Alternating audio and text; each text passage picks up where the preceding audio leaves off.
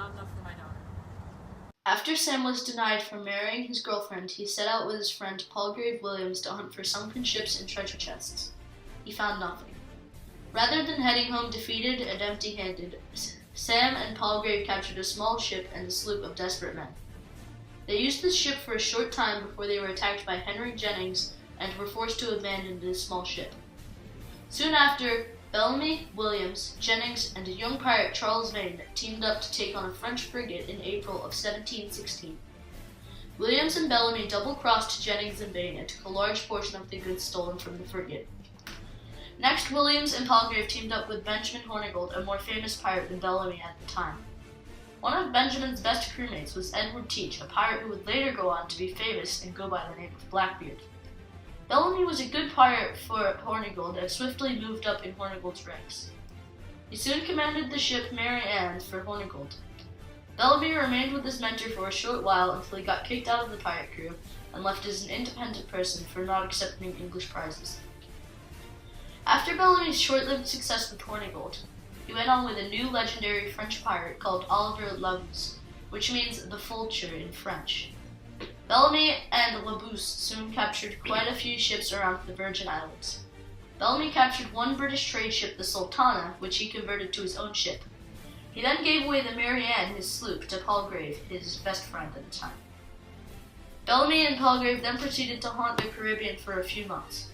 He made a huge score in February 1717, when Bellamy took over the Whydah, an extremely seaworthy ship. He equipped it with 28 cannons and gave his previous ship, the Sultana, to the unlucky previous owners of the Whydah. This new battleship was strong enough to take on French Navy ships, which made it fairly easy for Bellamy to continue their adventures. Next, Palgrave and Bellamy headed north to exploit the waters up there, or as some historians believe, head home to his girlfriend Maria. On April 26, 1717, tragedy struck as a storm hit Bellamy and his crew, scattering their ships. Bellamy, being the hero he was, tried to save his crewmates, which ended up killing him.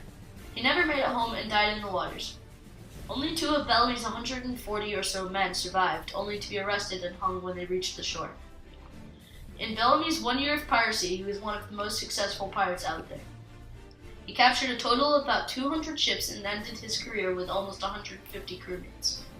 Despite how successful he was really the Romeo of the pirate world. He treated his crewmates as equals and respected everyone. Although he never did succeed, unlike other pirates, he was not in piracy for the fun of it or for an excuse to be aggressive. He always attacked ships to help fund his relationship with Maria Hallett, who's Juliet. After Bellamy's short-lived career, he looked like any rough and tough pirate. He had long black hair because he refused to wear the customary wig that most pirate captains wear. He had a short, stubbly beard and a lightly scarred face. He and his crew would generally drink rum and other alcoholic drinks because regular water will get infested with germs, which will make everyone sick on the ship.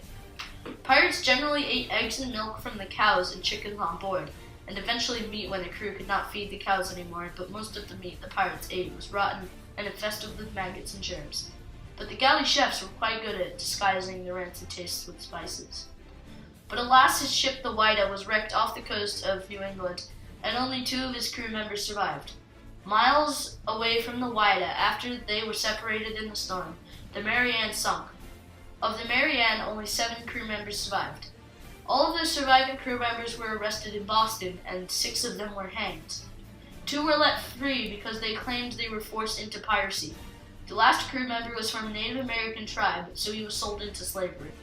So Max, how would you describe Sam Bellamy's personality? Well, Sam Bellamy's personality was he thought about others because during when his ship went down, he actually tried to save his crew members, but while trying, he drowned. So Max, can you clarify how Sam Bellamy's ship sunk? Well, Sam Bellamy's ship sank when the 2 masts collapsed onto the deck, and it allowed gallons of water to seep onto the ship, and then it just sank or capsized.